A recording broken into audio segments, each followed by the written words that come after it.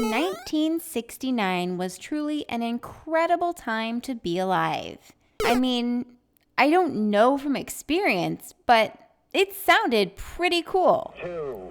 As the decade was coming to an end, 3 Americans would travel in the Apollo 11 spacecraft in order for Neil Armstrong to become the first man to step foot on the moon. Here on Earth, legendary performer David Bowie released Space Oddity, his second studio album.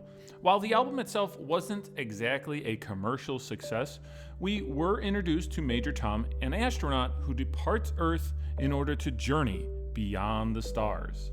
Also, my favorite theme park attraction of all time opened in 1969. If you subscribe to our channel, you probably already know what I'm talking about.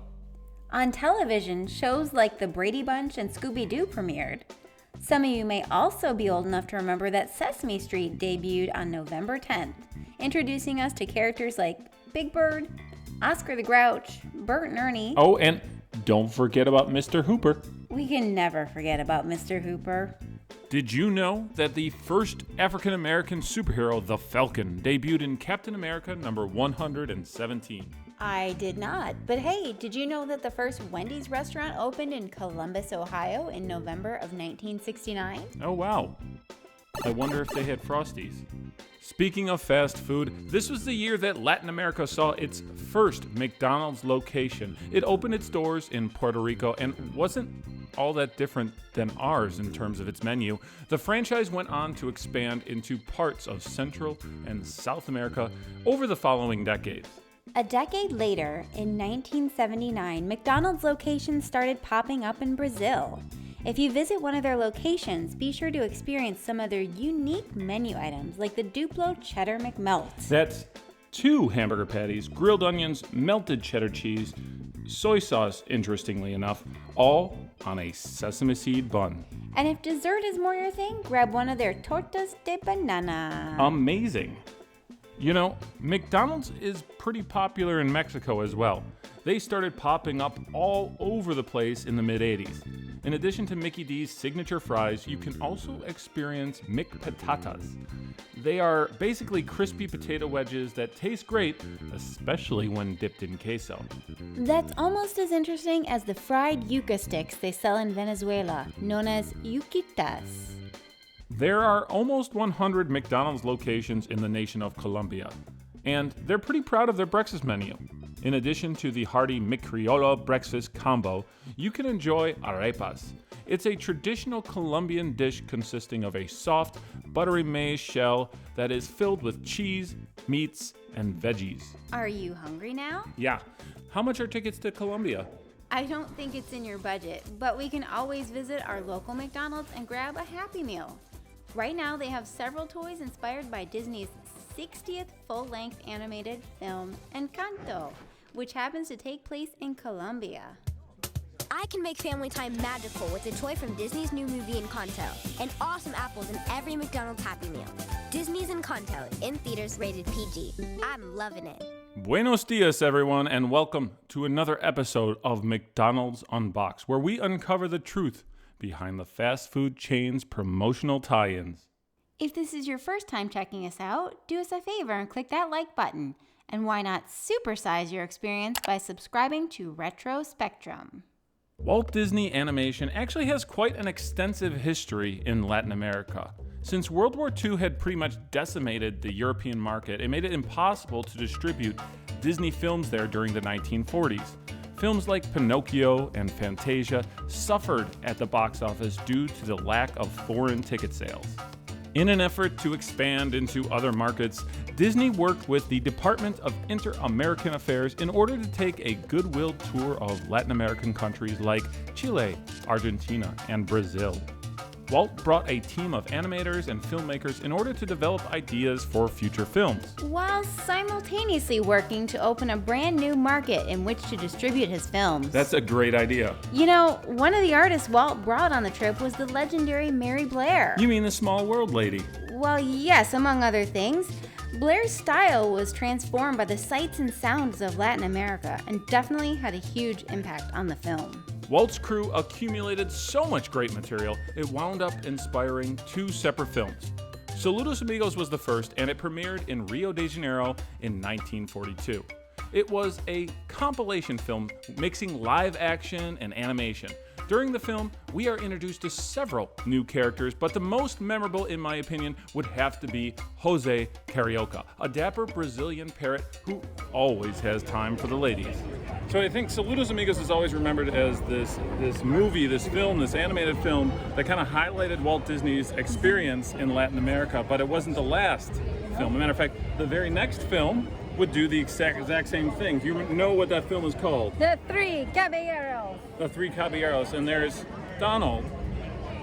There's Jose Carioca. But who's the third member that joined in? Panchito. That's right. Panchito joined in the second film, highlighting all that experience to make the Three Caballeros. And they're such a popular trio that they've actually appeared at Walt Disney World as well. Tell us about it, Marcy. So they are represented right here in the Mexico Pavilion at Epcot.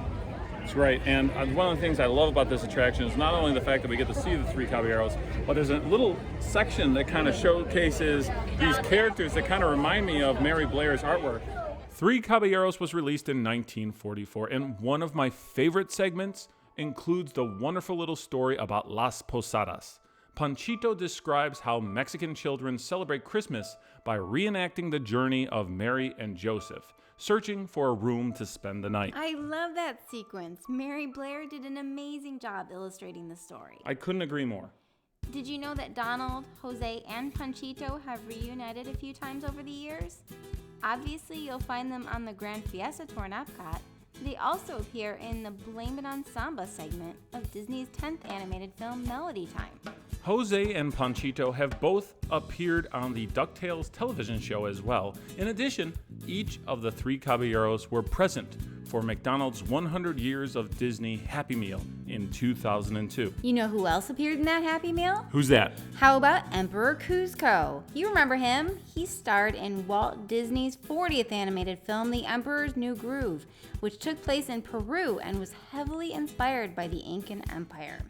The production crew even traveled to Machu Picchu to help develop ideas for the film. You know, it was also heavily inspired by Warner Brothers Animation and took cues from animation greats like Chuck Jones in order to make the film more comedic. That film was hilarious, so it worked. I'm also a big fan of the Emperor's New Groove Happy Meal. ¿Qué encuentras en un Happy Meal de McDonald's? A Kuzco en su trono. Kuzco le llama. A Pacha, el mejor amigo de Kuzco. A Isma, la malvada. Comparte con tus hijos las fantásticas aventuras de Kuzco y sus amigos, los personajes de The Emperor's New Groove, la nueva película de Disney.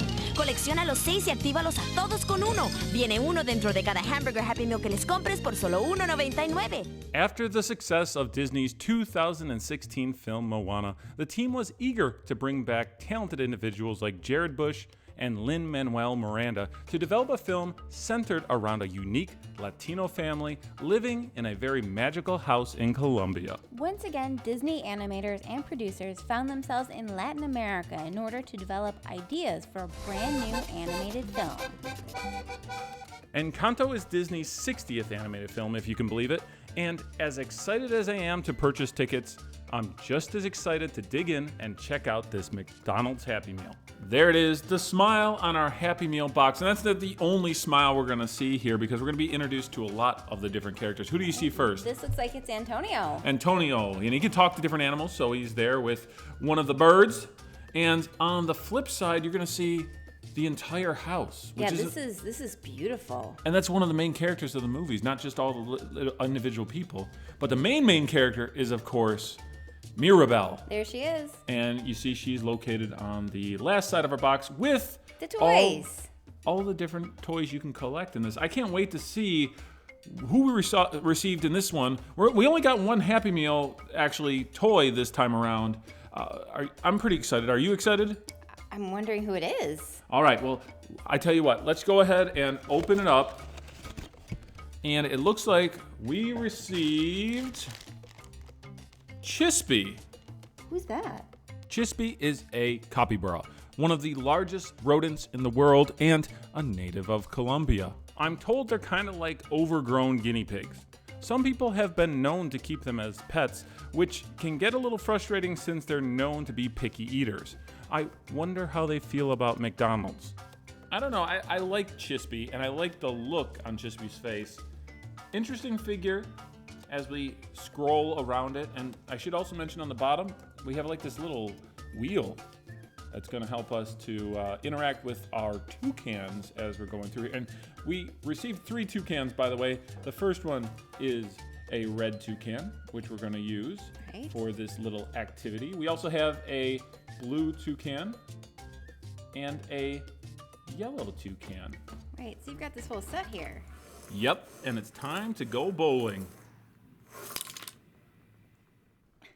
The look on Chispy's face says it all. Thanks? We hope you've enjoyed experiencing the all-new McDonald's Happy Meal featuring characters from the film Encanto. Now we'd like to hear from you. Have you seen Encanto, and what do you think about the film? Also, let us know how you felt about the music in the film. Are you a big fan of Lin-Manuel Miranda, and do the tracks hold up to Moana? Let us know in the comments section below. He's really a tremendously talented individual. Who? Lin-Manuel?